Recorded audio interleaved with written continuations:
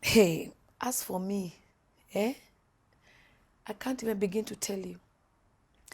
There was Kadesh Barnea, there was Adullam. What? Living in a house where you are just hearing people screaming in your neighborhood and wondering whether you will sleep the entire night and then praying that they don't come to your home. What? This is Woman Without Limits. Watch this. So Kadesh Barnea now, you stayed there and then there is another one, you went to Adullam. Yes, now we left Kadesh Barnea. Yeah. I've started full-time ministry. I'm up and down. We stayed there like an year. Yeah. Then one day, I'm invited to go and preach in Ungatarungai. Yeah. This time, my wife is expecting Sharon. And she's almost getting ready. Yeah. And where we are, Kadesh Barnea is not a funny place. Crime, you know. You hear screams in the night. Yeah. Yeah, you learn to pray at another level. I'm coming from a revival meeting. Yeah. And I'm being dropped at 9:30, 10 in the night. I've come from Gong, you know, because I have to go preach. Yeah. And then dogs start to bark. You have to silence them. Yeah. Yeah. And it worked, Mom. It's amazing. You would what I would would step you do? out there, I would say, Lord, any dog that tries to bark at me, I command that its tongue sticks to the roof of its mouth. Don't let what you've done hinder you. Don't you let where you've been hinder you. Don't let what they say hinder you. Don't you let your past hinder you. You're a woman without limits. You're a woman without limits. There's nothing the enemy can do to stop what God has for you. You're a woman without limits. You're a woman without limits. Woman without limits. Na na na na na na na na na na. Woman without limits. Woman.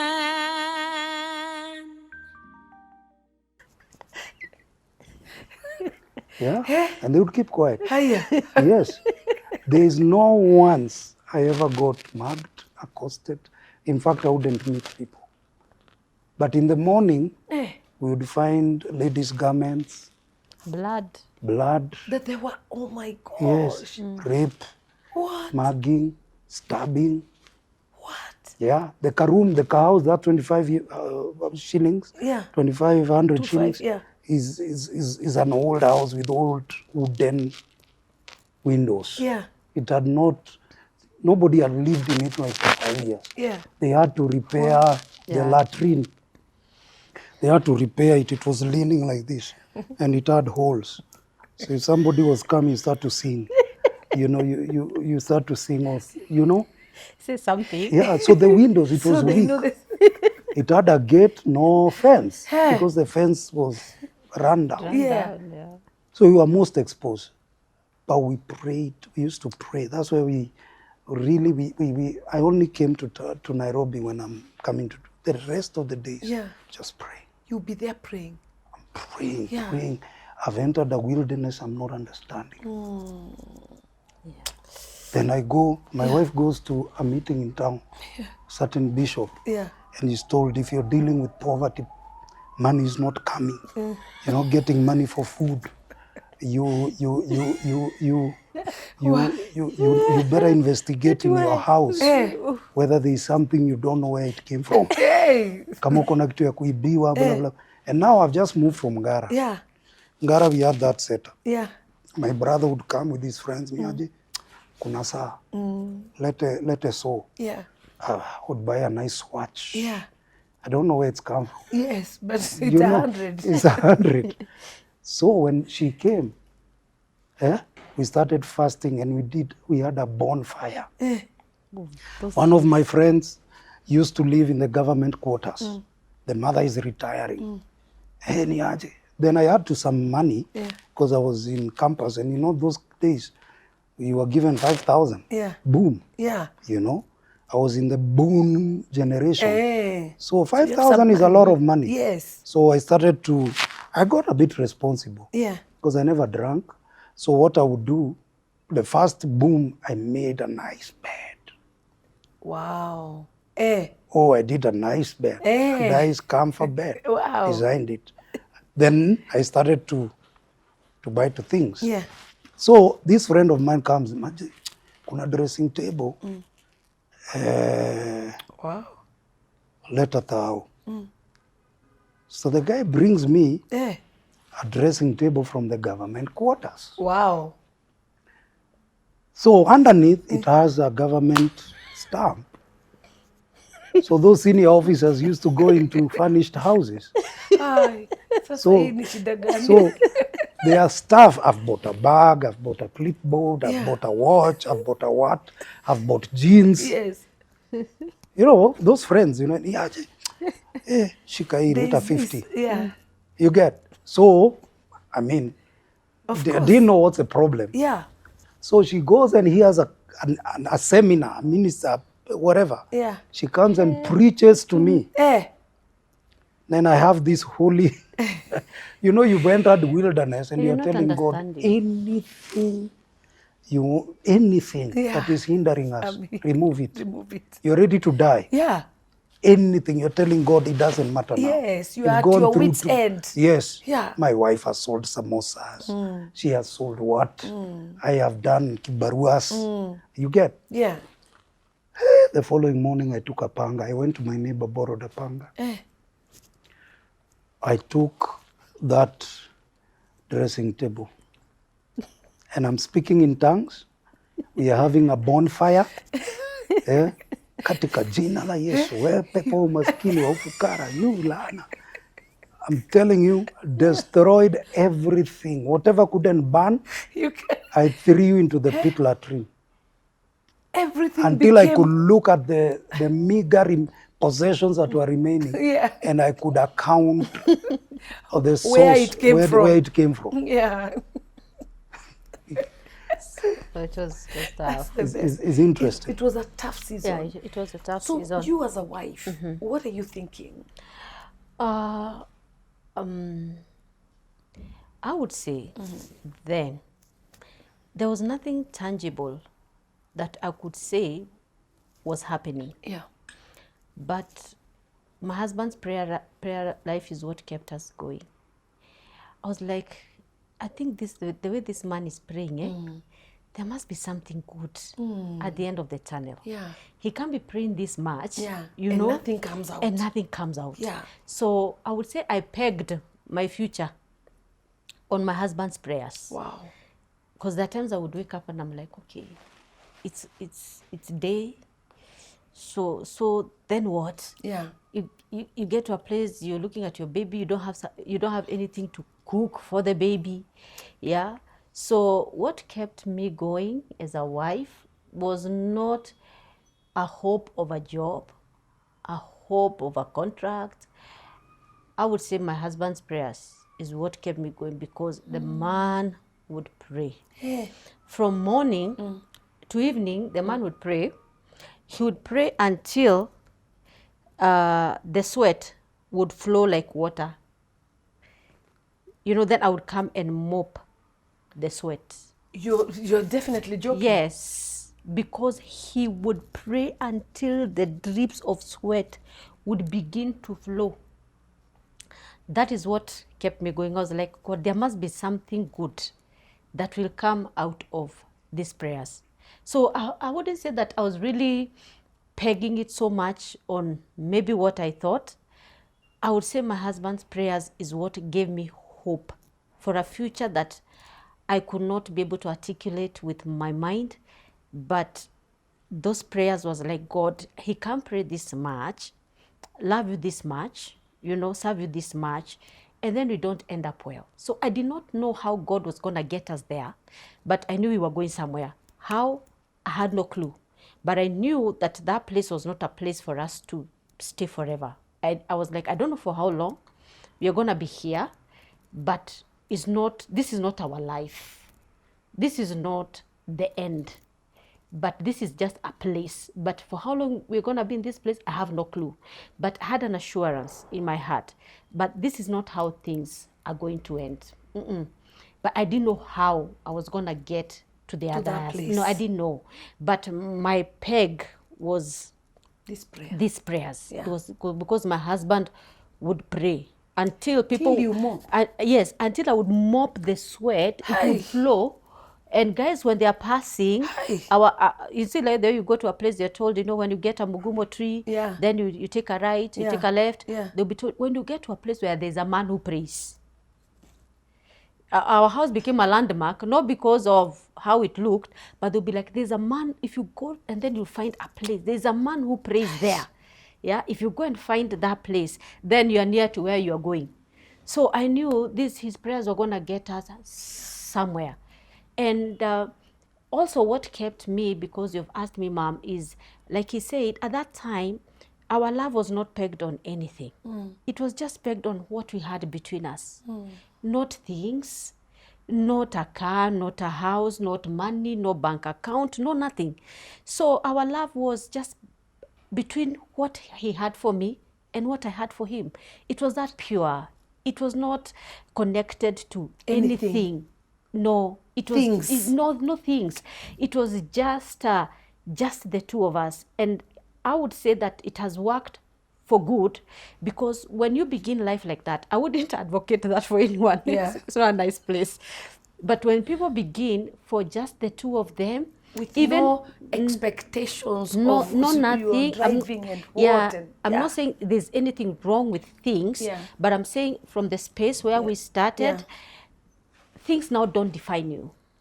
Things don't move you. Things cannot separate you. Things cannot cause issues in your marriage, because there were no things from didn't the start world. with They found you, you know, and they found something that's already happening, something that's already solid. So things don't have the power to come They and don't separate define you, you. because things don't have life. Yeah. They found something that had life, yeah, but things that don't have life now had no power to come and mess what already had life. That's so powerful. it was not an easy place. I wouldn't pray that for anyone. But it worked for good. But it worked. At the end of the day. At the end of the day, it worked for That's good. powerful. That's So why, our especially prayer when you was- say things. Yeah. Our prayer was, my wife is expectant. Yeah. You've seen the surrounding. People are getting mugged. What if her time comes at night? The nearest reasonable hospital is Kikuyu Thogoto. Yeah. So we started to pray, say, oh God. So one day, I'm invited to preach in Ongata Rongai. I go and preach and go back home.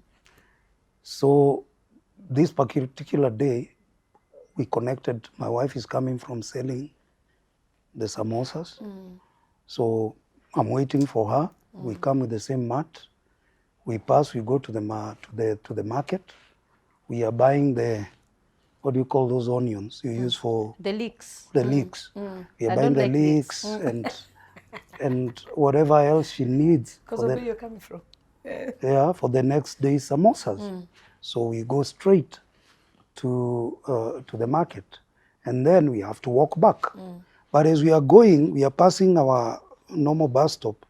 I see two guys I had seen in Ongatarongai at the bus stop. One had a car, so I recognize the car and I see those two guys. And I'm like, maybe they are here on their business. So we go to the market and we are walking back. As we are walking back, they see us from a distance. They come and tell us, you know, we are waiting for you. We had said we are not going to move until we see you. Say, okay, what's up? Is there a problem? Say, no, we can't talk here. Let's go home. I'm like, home is 3.5 kilometers. Yeah. You know, when you drop from the Matatu, you walk 3.5 You had to walk kilometers. for 3.5 kilometers. Yeah. Pregnant. Yeah. Yeah. We used to walk in the rain, Yeah. you know, like that. So we go, and it's a rough road. So we go 3.5 kilometers. We get there, they tell us, one of them tells me he was building a flat, and he was praying that if God helps him to finish it, he's going to give it to one of his servants. So one day he's praying, and God gives him a portrait, my picture. He sees my picture, can't shake off that picture. So whenever he's praying, he's seeing my picture. So God tells him, give him the house. And that's after, remember, we were partners with FEM. So we would go whenever we were able, Yeah. you know. So there's this particular meeting, I think the month before. If this God, he's too much. Yeah, it was on Thika Road somewhere, I think it's Barclays or Yeah, Steamer. one of those grounds. One of those. So Mom started talking about Karen. She started talking about Karen. Yeah. And people started giving. So I had 2,000 shillings. I was waiting to get 500 for me to pay the rent. So I turn to my wife and I tell my wife, God has spoken to me to give everything. So I actually gave everything. I was left even without fare. We actually got a lift from a certain couple from that meeting to our house. Yeah, we got a lift, and I think as they were giving us a lift, we passed through their house and had dinner, and then they dropped us. That's how we made it. But like a month or two after, because after I gave that money, I didn't have rent. Yeah. Like a month or two after is when God is sending these two people. They say, one of them tells me, God has told him to give me a flat, in Rongai. And I'm like, what? So I'm like, that day, the following day, I was leaving the following day was actually a Friday. This was a Thursday. I was to leave for a mission in Uganda. I was going to northern Uganda for a mission, a place called Iganga. So I told them, I have a mission. I'm going to preach. He said, no, you go preach. Tell us when you're coming back. We will be right here. Don't worry about the transport. This other guy, not the one who's giving us a house, the other guy had a canter. So he said, okay, we'll move on Monday. So I go Friday night, Akamba, like this. We preach. Sunday evening, I leave. I am arriving here at Monday morning. So I come straight home, and there are guys already there, parking, whatever is there to park. Our property, athlete. The bed you made. Yes, the bed I made, that was there still. Right. And Bella had a cot, baby cot. And when I was working, I'd bought a sofa set, like that. So put them in the canter, went to Rongai. We stayed in that house for 2.5 years without paying. Rent, Yeah, God bless that man. So he had told you, you stay there for free until the day you... Yeah, we just paid electricity and water. That's all. Can you imagine? Yes. See the way the operations of God. Yeah. So in that mix, Pastor, you started church. Yeah, I'm not started church. I'm still doing itinerant. Yeah. I'm doing itinerant like this. Then I started monthly meetings. Right. Oh, monthly. It was monthly meetings first. Yes, Yeah. I started monthly meetings. Yeah. I was In doing Rongai? No. Okay. In town, Rahim Tula, Grand Holiday, and then we started with prayers. There's this group that's coming. I am announcing meetings at Family TV. That's when we started actually really talking with Bishop. You're my dad, Bishop Allen. Yeah. So when we started, because I'm just doing, monthly. Yeah. So I will come to church. Yeah. I remember meeting you at Afia Center, the old one, Yeah. Globe Cinema. Yeah. You're actually the one who told me that you had started a church. Yeah. So I said, hey, say hello to, because we would meet Bishop in the conference, Yeah. and we'll just say hello. Yeah. You know, hello, hi, hi, Yeah. just like that. Then, you know, you told me the church has started. This was the first Sunday you had moved to Harvest. Okay. Yes. Yeah. So I actually came to that Harvest. church, to Harvest. I attended that church, and Dad was preaching on the righteous must live by faith. You know, so Pastor Pauline is taking care of Sharon. Yeah. Yeah, so Because now you have given birth. So you gave birth in Rongai. Yes. When you moved to Rongai. yes, Yeah. So we just moved into Rongai just before, Yeah. Wow. Yeah, just Sharon. before, like Just 2 before months the baby before. came. Yeah, Yeah. I was very pregnant by the time we were moving from Kadesh. yeah, Kadesh Mania. Yeah. Oh my goodness. Yeah. yeah. So I'm still preaching all over, but when I'm not preaching in a mission, I would come to church. Then you move to Tintin, like that, you know. And then somehow I decided to start church. We started church in town. Now that one had issues. Oh man. Eish. Eh? I think Pauline was the worship leader. Hey, that one was, Mom, we did church in that place like for 8 months. I was preaching just to my family.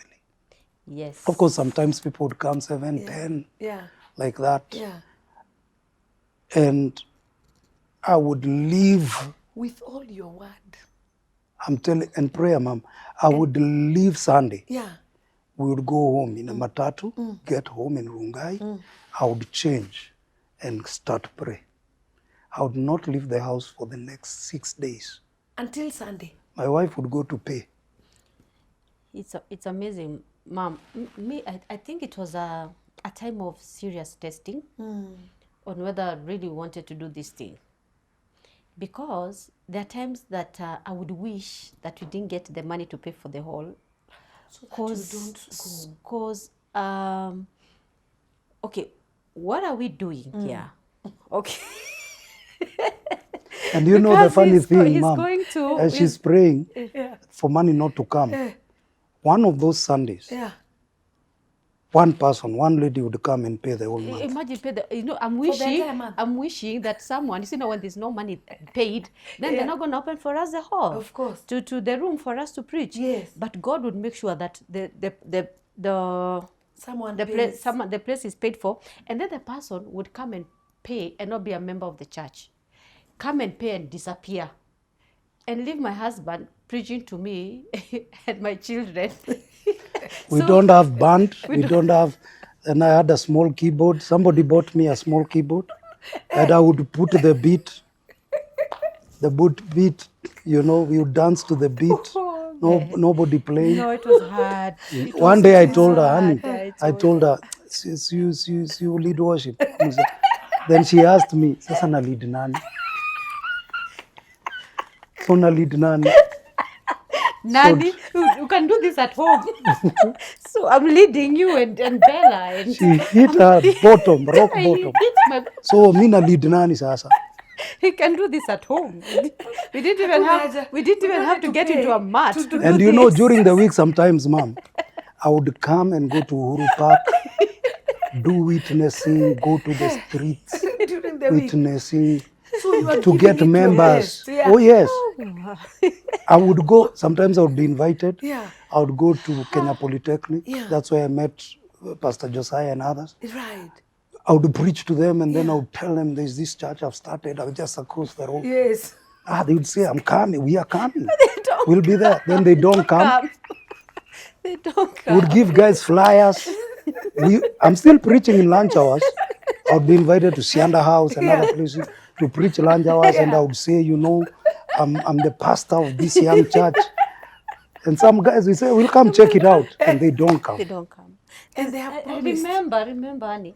There's a, when we were preaching, we had a church here, and then we had a next door neighbor who also had a church. So like this. The guy felt sorry for us. There's a day he paid for us. Like this, That pastor. that pastor paid for us. For the neighbors. The He kept, neighbors. I was shouting. I was screaming and You'd sweating. think he's preaching to And 1,000 then people. this pastor thought the church is bigger than his or something, because this guy is too much. He's shouting too much. So he just comes and stands at the door and checks and sees it's my wife. My wife and Bella, and I think one or two, and Kama. Kama, and the brother, yeah, and the sister, the young sister. Yeah, my sister. And Yeah, I no think pastor. one more, Mushirika. just 2 grown-ups. Yeah. And I am throwing and kicking and sweating. The guy was moved. He paid for us. And I'm wishing he doesn't pay so that these guys don't tell us not to come back. God kept us there. Jesus, At least against my will, not me. But at least you're a good wife. You didn't stay at home. I just stay at home. She You know, never, there you she drag never, your fish to and she church. never questioned. Yeah. Like, hey, wewe unaniambia Mungu amekuita kweli? You know, she never questioned. Hey, those days were tough, man. They were tough. I remember I would go home, Mom. Yeah. I would sit on the floor. The bed is not comfortable. The seat is not comfortable. I would sit on the floor and tears would just... I'm not conscious I'm crying. Eh? I'm not conscious I'm crying. Tears are just Rolling. Eh? My wife would come and stand next to me and just touch me like this. She has nothing to say. Oh, yeah. Eh? Eh? We did everything we knew. You knew Back, to do. you know, in that house, there was a wardrobe. Yeah. The wardrobe Yeah. was long, like, you know, Yeah. and then it had no divisions inside. Yeah. And you know where the place Bible says you go to your closet? I took it literal. I would go straight. I would go into the closet. So I'll just open the window. I would open the door. My wife would give me water. What? Yeah. And you would That became my prayer place. It became a closet. the real closet. I would pray like the whole day. And I'm like, sana toka hapa niende wapi? To go where? So you might as well. Yeah, sometimes I would pray. Stop praying. I go and sit with her. Yeah. As I'm sitting, tears are Tears are just just flowing. just Then I would feel again to pray. Then I would go and I would pray and cry. Sometimes you just, you know, then she would come and wipe. yeah. I have wiped a lot of sweat. Eh? I have wiped a lot. Of sweat. Oh, I have. You know, it is sweat mixed with tears. Yeah. Yeah.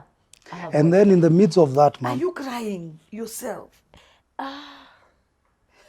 I don't think so. I think Mom is numb. You I are think I She's became become numb. numb. She became numb. Because I'm like, okay, we have a baby. He cries, I cry. No, what will the who's baby going to take care yes, of the baby? Yeah. Now it's two children. And then, Mom, in the midst of that, this is a guy who had given us a house, sells it He sells without it telling us. without telling us. You're not even serious. Sells it without telling us. So me, I'm coming home, my place of refuge. Things have not worked. I've bounced everything I went to do in town. Yeah? So Find Wahala. I'm going to change and put on my sackcloth and just go to my corner.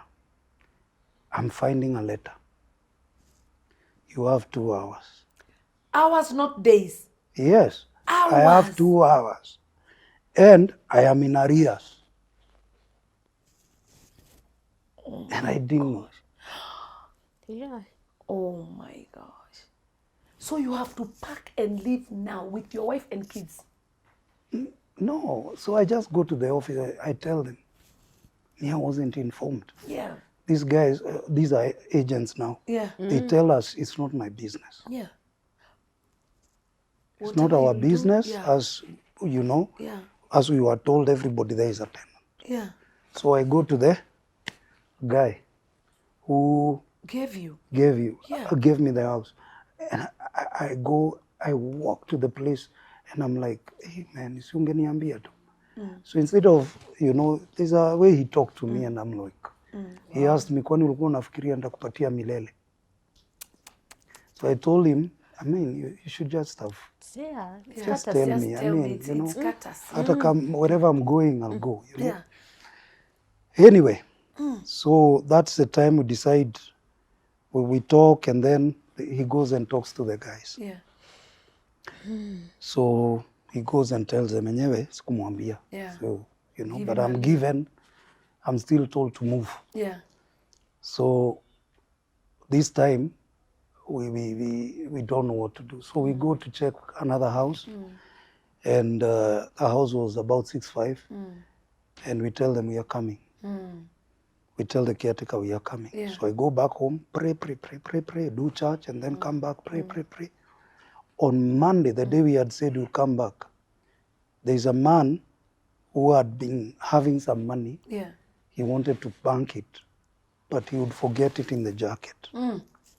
Every time he went to town or he came to Rongai town, he forgot it. So this morning, he remembers, there's money I wanted to take to the bank.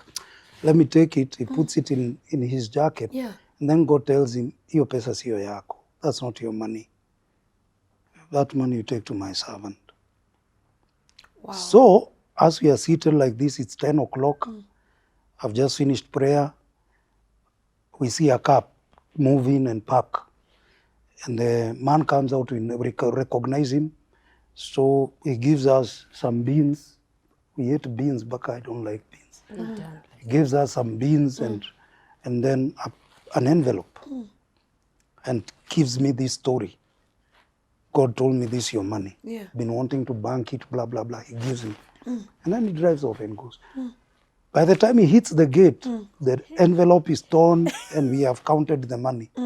And it's exactly 1 month's rent, 2 months deposit. 1 month's rent, 1 month's deposit for water, deposit for electricity. Enough. No coin was left. Even for bread. So a neighbor there gives us his truck, we move. So when we move, we do church there a bit, and then I move the church from town to Ongata. In Ongata, the church starts to grow, but there is no money. You know, when we were still in town, it was interesting because even the offering and the money wasn't there. You see, so sometimes I would give and then count my own offering and then take it and use it for fare. Because it was the only offering of the day. You know, now we have moved to Ongata. Guys are coming, but they're not giving. I remember Dad at some point even paid for me for 2 months in that church. Yeah, he did. And that's also the time Dad licensed me. Oh, man. Hi, I'm Pastor Maurice Gacheru. I am Pastor Pauline Gacheru. And you're watching Woman Without Limits. Oh, man. Now, Dad started knowing, Bishop, that I am his son. He actually licensed me. I would come from that church and join a wedding in JCC. You know, and go. And I remember he gave me a meeting to preach in Tintin, that service. A third service. So our relationship, I came to Bunyala Road office. I also came to Ngong Road office. I came to your house when you moved to Runda. You know, we started relating like that. But now, at least now we are having like 50 guys. You know, like after a few months, we started 7 people. You know, then it came to 5, then 7, 10. Like that, we got to about 50, 55. By the time we are closing the church, we were about that number. After like almost a year. Like a year. Then God tells you now. Then now God speaks to me and tells me close the church. And by that time also, the house we have moved in is, there's an issue because these guys are not giving. and I'm not going for missions as much because now I am a pastor. Wow. You know, I can't go on weekends. Yeah. I have a church, a young church. So, you know, I didn't have cash flow. Now this guy insulted me, the owner of this place. He says, because I would wake up, pray from 6 to 6. He would come and find me praying, go, come back, find me praying. So he says, huyu jamaa anashindaga tu akipiga kelele. Haezi kwenda kufanya kazi kama wanaume wengine. Yeah. So he didn't know that's my work. So he insulted us. He told us, get out of the house. Yeah. I don't even want your money. Just go without even paying. Yes. Wow. So we didn't have money. I don't know where to go. So after this, I'm looking for where to keep my kids and keep my things as I get to figure out what to do. Then the Lord tells you now to come and join Bishop. That's before. That's after. Yeah. I'm giving the story of now Adullam. Yeah. So we've come here, we've gone to Adullam. Adullam is the rooms were like, there were 2 rooms. Yeah. From your seat to here and then another one. Yeah. Kids are sleeping down. You know, it's 2,500. Yeah. Wow. You know? Yeah. It's 2,500. Can't even manage because I'm managing the church. I'm paying for the church rent. I'm prioritizing the church. In fact, that's why I moved from here so that I can pay the church rent, you know. So we stayed there for some time. Now that was crazy because if you gave us a lift and you wanted to drop us, we tell her, no, hapa ni sawa. At the main road. At the main road. My sister one day came to see us. And she's the only one we allowed to know where we were living. Right. So she came and we told her, where's Ilala hapa? She has come all the way from Nyeri. She told her, where Mjipange? So she had to look for another place. She had to go to my other sisters. No space. Yeah, there's no space. For her to sleep. Yeah, because the mattresses are rolled up somewhere. When the time comes, you know, it is transformed into a bedroom. Into a bedroom. Yeah. So they are rolled in the morning. Yes. Yeah. Then at night you unroll. Yes. Yeah. I think at that point is when now that's the time. We came to. That's the time. For some time, God spoke to me, told me to close the church. Yeah. And come to Bishop. I wrestled for weeks. I wrestled. Yeah. I wrestled because we have prayed. I used to cash out 3 times a week in the church by myself. Yeah. I'd really believed that, you know. This is it. So God speaks to me. Yeah. And then I say, okay. And then he tells me something. Hey. He tells me, if you obey me, when it's your time, you'll overtake those who went before you. Yeah. Oh my goodness. So I pray and I tell him, God, I'm going to obey you, but whatever happens to me, it's on you. So I come and I look for Bishop. And he tells me, you know, I knew, but it had to come from you. And then he tells me, go have a final service, wind it up. Just explain to those people what happened, you know, what's going on. You know, send them to other churches, you know, like that. So that last service was tough. From that day, there are some of those guys who have never spoken to me, to today. Huh? Yeah, it's almost 19, 20 years later. They have never, it's just one lady who sends me messages, my dad, calls me dad, comes to greet me when I'm in those areas. Yeah. The others just Shut got you. offended. Yeah. You're going to your father, what about us? What about us? Yeah. Anyway, so we moved in July of 2016. Yeah. Jesus. And the rest, as they say, is It's history. history. The rest is It's history. history. You know, Because Mom, you served Bishop for all the years after that. I've tried ministry, Yeah. different forms of ministry, 5 times. But I tell God, God, are you doing this to me because I've nowhere else to go? You know I cannot forsake your will. I would pray and tell him, my legs don't have the strength to walk out of your will. My heart does not have the courage to walk out of your purpose. So whether I'm preaching to my wife, you know, I told God, as long as I'm not kicked out of that room, I'll still continue. There's a time we started lunch hour meetings in Ongatarongai. We went, it was in a basement. We went one morning, we found it's flooded.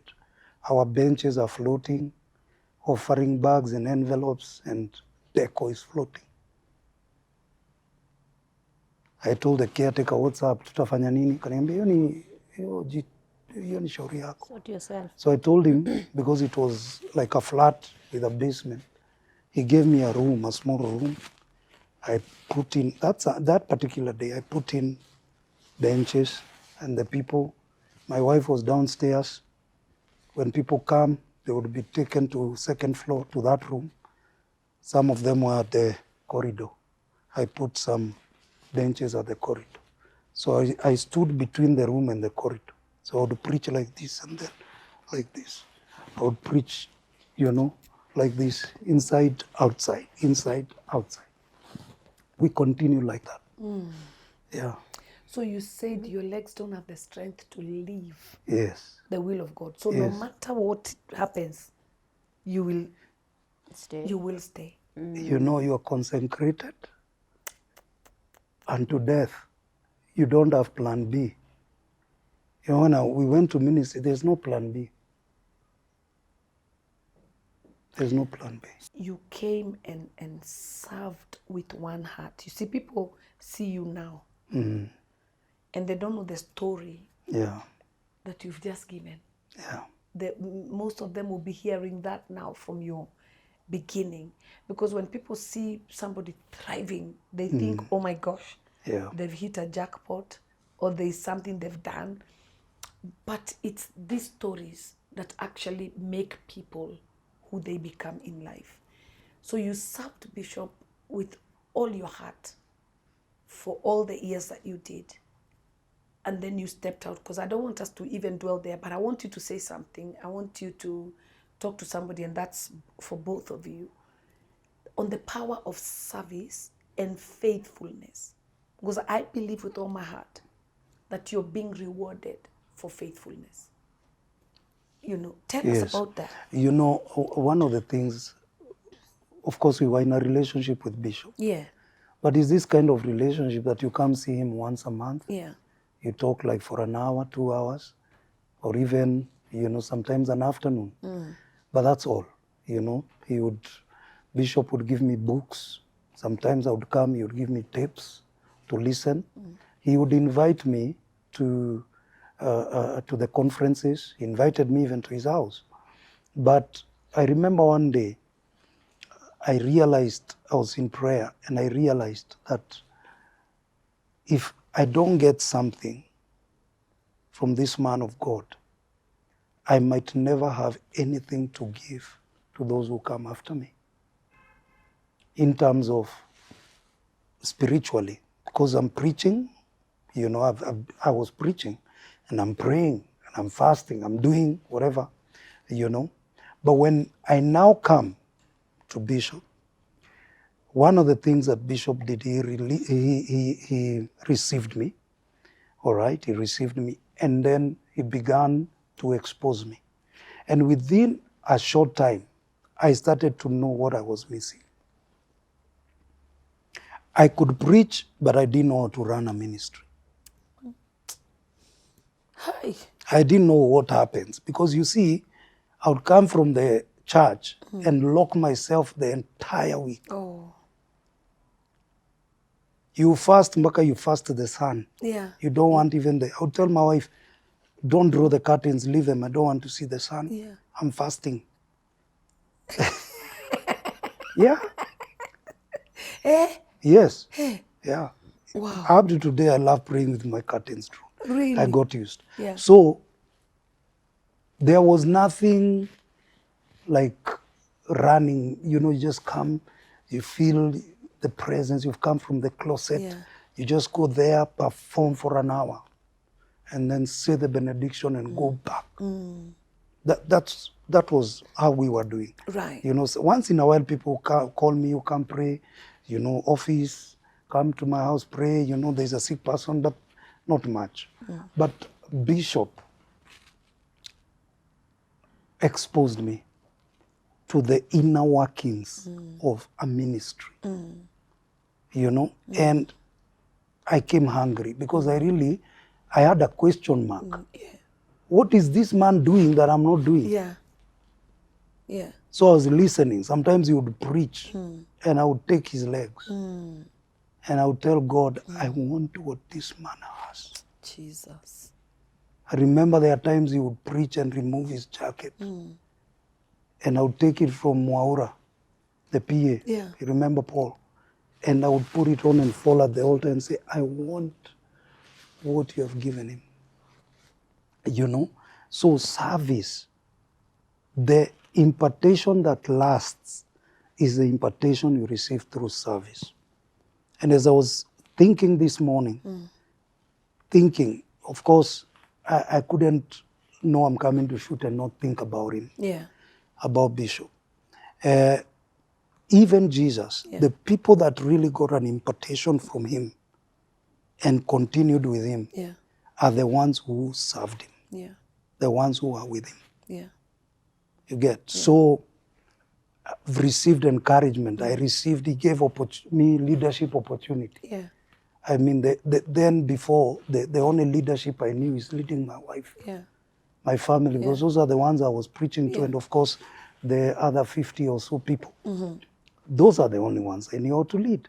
But now Bishop gives me, in fact, before I even came, when I told him, I'm coming to submit, he told me, I want you to go to intercessory. Yeah. So I've not closed the church, Yeah. but I'm leading intercessory. Yeah? So he sent me there. So I would come from Mongatarongai and come for the intercessory kesha, overnight vigil on Mondays, and go back until I closed. Then he told me, you take care of that. So it started to expose me.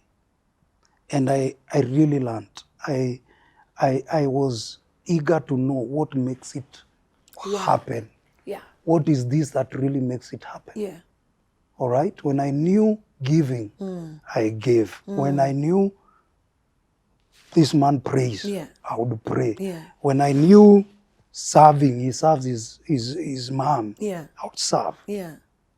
Serve. So that's what happened. And, you With know. a pure heart. Yes. With a clean heart. Because you see, that's the other thing that what I see is a lot of people serve with motives.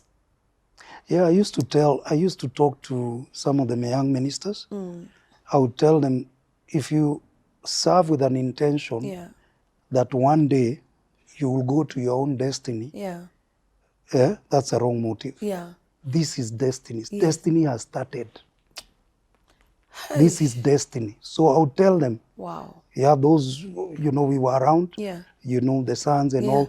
I would tell them, this is destiny. Count this as that. Destiny. Don't say that when that time comes, I'll do this. Or when that time comes, I'll do this. No, do it now. You know? And I would also pray to avoid, you know, sometimes loggerheads and differences with your man of God. I would pray. My prayer was, Lord, let me know what is in the heart of this man. Open up his heart for me. Let me know his heart. And sometime it got to a place that before Dad would say something, I would know. I would get to know.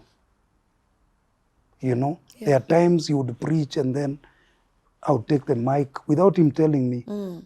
And then he would turn to call me and he would find me standing there. And I would push after the service, you know. Just that, just saying, God, I want to know what is in the heart of this in his man. heart. Yeah. When he gives me a responsibility, I would pray and tell God, show me what is the expectation.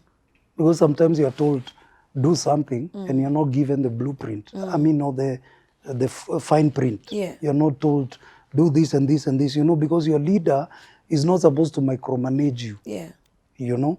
So there are things you are taught, there are things you are caught. Yeah. I mean, there are things you are taught, there are things that are That caught. are caught, yeah. So I would pray and say, Lord, how am I supposed to do this? Reveal, show me. Yeah. You know? And God did not disappoint me. He did not. And I really, really appreciate the opportunity to serve. There are things I have known, you know, because I was allowed into proximity. Yeah. You know? Yeah. There are things I have, my eyes have been open because he allowed me to peep into and to see. Sometimes he would allow me to chair meetings, you know? Yeah. Sometimes when you travel with him, he would leave me in charge on of services, everything. you know, like that. Yeah. And I didn't take it for granted. I did not, my wife can tell you, every time there was an overnight in the church, in Gara and in Parklands, I never went home. I didn't go home. No. I stayed in the church, got a small mattress. I would rest there and go home after the overnight is over.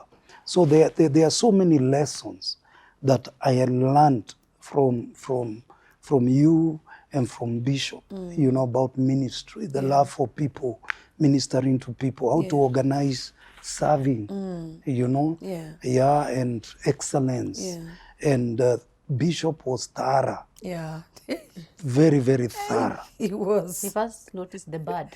Oh, absolutely. Yeah. If a picture is a little crooked, he's not seeing the beauty. So Yeah. why is it crooked? Yes. First straighten it before you ask me what I think. Yes. You know? Yes. He was too thorough. Yes, Oh my yes. Sometimes gosh. you'll give me you know, you'll give me assignments. Yeah. And the first times before I really got to know, Yeah. I'll just go to the Bible and pick a scriptures here and do research and send him. And you'll be like, I expected better. You'd send back. So from that, I started to build a library. Yeah. To read, to build a library, because sometimes he would tell me impromptu. Yeah. There are times I would come to church, do offering for the first service, and I know I'm doing offering for the second service, and Dad is preaching. Yeah. Then second service would start. Yeah. I would do the offering. Then I'm going to sit down. The worship team is doing ministration. Yeah. And I see the PA, Yeah. Paul, standing and calling me. Say, Dad is calling you. Yeah. So I go up and Dad tells me, my son, I'm so tired. Please do the service for me. And I'm like, I have to get a scripture from his office to the service. I'll tell, you know, Jadiel. Yeah. I'll tell Jadiel, his scripture nasema hivi iko happy. So Jadiel will go look for scripture and write it. And I tell everybody, stand up, speak in other tongues. You know, sing this song. As I'm waiting for the scripture to come. You know, so because of that, Yeah. You grew. I grew knowing, be ready. Yeah. Be ready. You know, be ready, be thorough. And those are some of the things I learned from him. That even in your ministry, in your preaching, don't be like operating on the surface. You know, if you're preaching, do your homework, do your study. Yeah. Yeah, people have traveled from long distances to sit for 3 hours to listen to you. Right. You better give Better them. be ready. Yeah, give them meat. something that is worthwhile. Yeah. Yeah, and then the aspect of pressure. I tell those behind me now, my sons are coming after me, the test of pressure. Because I would have occasions Monday, Wednesday, Friday. And I'm still in school. Dad took me to school. I'm doing my master's. Yeah. And the classes are on Monday, Wednesday, and Friday. And sometimes he calls me in the matatu as I'm coming back. I didn't have a car those days. I'm coming back for the overnight. He tells me, I want you to preach about this. Yeah. And I'm in the matatu. Yeah. So I start to write notes in my heart in the matatu, you know. And then Saturday, I'm doing weddings, Yeah. you know, like that. So I was trained like that. Yeah. I was trained, you know. And nowadays, I don't know, there's a convenience that people have gotten You don't want the into. work. They don't want the You work. want the fruit. But ministry is work. And that's what hard work. And that's what he told me. He told me ministry is work. It's And a it's hard not work. a joke. To see a thriving ministry, It's hard work. don't joke. Yes. Pastor Pauline, Yes, ma'am. you did not know a father, you didn't grow up with one. As we finish, so how was your relationship with your bishop then?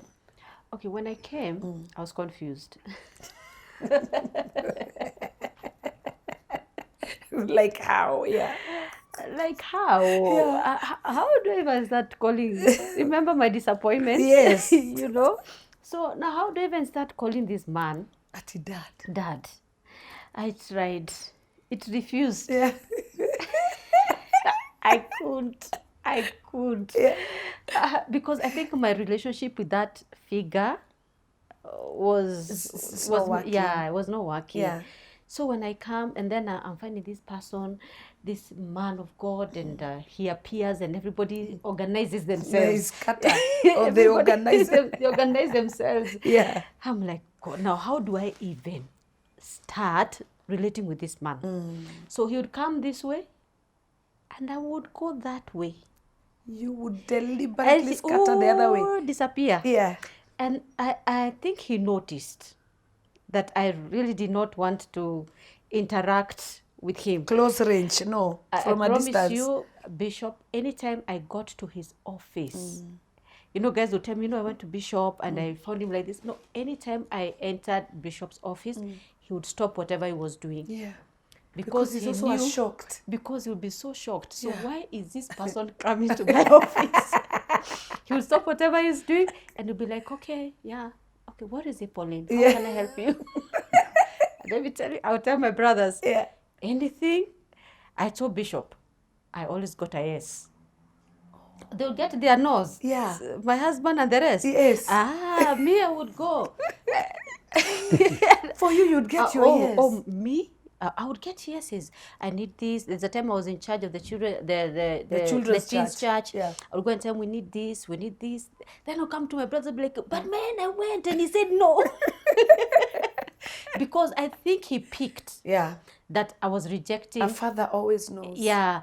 He felt that if I tell her no, She'll feel rejected. she will go Yeah. and come back next year. Yeah. Or never. I'll never come back. Yeah. So that is, I could see he was trying. I could see he was really trying. Yeah. There's a time he told me, Pauline, I would really want you to assert yourself. You know, I really want to pick your place, you know, in this. I really want you to, I want to pick your place in this. So that's what I would really work towards. And I would say that it didn't happen like immediately. Yeah. It took a long time For it to even. for me to warm up Yeah. to the fact that this is a father figure. Yeah. I was fearing disappointment. You know, So you were like, I'd fear- rather not start. Yes, I'd rather not start. I'm Yeah. safer here. Yeah. I'd rather not start and feel and wonder why did I even start. Yeah. Right. But I would say that the journey was not a short one. But where we got, it was good. So good. It was good. Yeah. And I would say that up to now, he's really defined to me what fatherhood Wow. is all about. Wow. Because it was not just towards me, Yeah. but it was towards my brothers and my sisters. I saw him embrace people who came from broken homes, you know, having messed up past, and being able to boost them, help them, so that, and with time they'll just become and begin to serve God, and not maybe forget, but detach from the pains of their past and become the people that God ordained them to become. So Amen. it was not a short journey, it was a long one. Yeah. But the end was better than the beginning. Oh, absolutely. Absolutely. A Yeah. quick one. You now started the JCC Thika Road, Yes. and it has just like burst open. Yeah. How does that make you feel? Really, the first thing I see is the faithfulness of God. Actually, I thank God so much for calling into ministry and then bringing me to Bishop and teaching me the things I've learned. Because, Mom, those days I tried whatever I knew. It didn't work. But today, I'm not struggling in terms of how to pastor people, Yeah. how to raise people, Yeah. how to mentor people. Yeah. Now I'm you've just- even opened churches. We have opened churches. Yeah. Yes. You know? Yes. And we are on the track to open some more. Yeah. Yes. So Right. I saw a lot of what I'm doing from him in terms of running ministry. Yeah. Yeah, because this is the closest that I ever came to seeing the inner workings of ministry and how ministry is run. So Right. what I'm thinking is God's faithfulness. That God knew from a distance that if this guy goes like this in Rongai, the ministry might grow, Yeah. but there will be a limit. There'll be gaps There will because be gaps. he needs to learn this and Yeah, know this. yeah. And then God is so faithful because even connecting my husband to and us, me and my husband, connecting us to Mom. Yeah. It was for us to learn about excellence and Yes. etiquette and, you know, ministry culture and how to run things. Yeah. And we had to. And so even for him connecting you with us, it's really for you to learn that because of Yes. where he was taking you. Now, in a nutshell, nutshell, what is male enigma? Male enigma is a ministry to the man. It came as one day I went to the service. I was sitting, the worship was going on, and I'm sitting, and God speaks to me and tells me, I want you to have a men's breakfast. This was the maiden men's breakfast. We have not had a men's meeting before. It's after COVID. And the person doing the announcements, I write the dates and I said, announce this meeting on this day. I don't even have a picture of how it's going to be. So they announced, and then we had the first meeting. And it's been going on now for 3 years. Yeah. I think we just skipped once. I was out of the country. Yeah. So it's only once we've skipped. But we've been going for 3 years. And the idea is to heal the man because man is broken. Men are broken. We did a series of healing the wounds of man. It lasted for 6 months. Grown men, 65-year-old men weeping. Daddy wounds. Wounds of men. Yeah. You know, and defining who a man is. You see, so we talked about addiction, men overcoming various kinds of addictions because men are running into addictions. So the healing aspect, and then strengthening the man and mentoring the man. Amen. And this is because I have received mentorship. Why you're don't you giving back. mentor? So it's Yeah. a way of giving back Yeah. and teaching people what I've been taught. And, you know, just mentoring men. That's And, awesome. and we thank God because we have seen changes. Men have been transformed, freed from addictions. Amen. Hearts are being healed. Yeah. The hearts of men are being healed. So that's what male enigma is all about. The That's word awesome. enigma Yeah. actually was not supposed to be the name of the breakfast. It didn't have a name. It was the message, the topic of the first message. Yeah. Wow. So the first message I was preaching, Yeah. I called the message the male enigma. An enigma is something that is difficult yet not impossible to understand. Yeah. So it became a series that Yeah. I preached for 3 months, 3 breakfasts. Yeah. So people started to say, "Oh, you are going for male enigma." Okay. Oh, so it wasn't designed to be called that. So the name stuck. Just found, It just stuck. That's awesome. Yeah. That's awesome. Yeah. Pastor Pauline, you're doing something with the women as well. What is that? What's your plan? Oh, the Lord put in my heart to just start a meeting. And this one, we don't do online.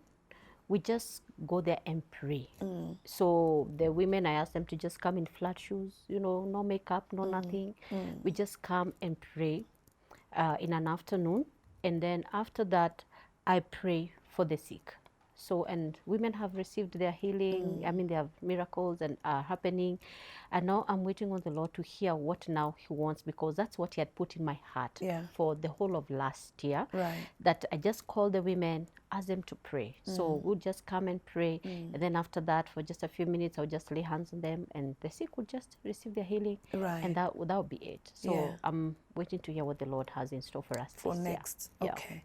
Wow, that's beautiful. Your story is absolutely powerful. It cannot even finish in one sitting like this. It can't be like this. Has to be series, because I want you to talk about prayer. Do you understand? There are so many things I want you to talk about, but I know we can't do it right now. So you come again on Woman Without Limits and talk to us about prayer and how to inculcate that in somebody's life and to make it a real walk, a real journey, because I know how important prayer is. Yeah, and I know you are a guru in that, like your father, like father, like son. Yeah, we are trying. Amen. Amen. This is Woman Without Limits. And my goodness, I know you've written notes. I know you've listened. I know you've been healed, delivered. And guess what? God is so faithful. He really is faithful. That it doesn't matter how far you are. Now you've heard it from the Gacherus, coming from a mighty long way. But look at them today on Citizen TV, opening other branches, doing exploits for God. When you watch the male enigma, you watch the ladies' meetings, I mean, it's just exploded. And you know what? The best is yet to come. I really see them going very, very far. Because that prayer that Pastor Morris was praying until the wife would wipe the sweat is not in vain. The deposits he has put in heaven, that's what they're enjoying right now. And they are yet to even see the greatness of God. That could be your story. This is Woman Without Limits. So I'm with my mom and my uncle, and as we are together now in town, right by the main street of town, I hear my mom and my uncle tell each other, here comes the devil.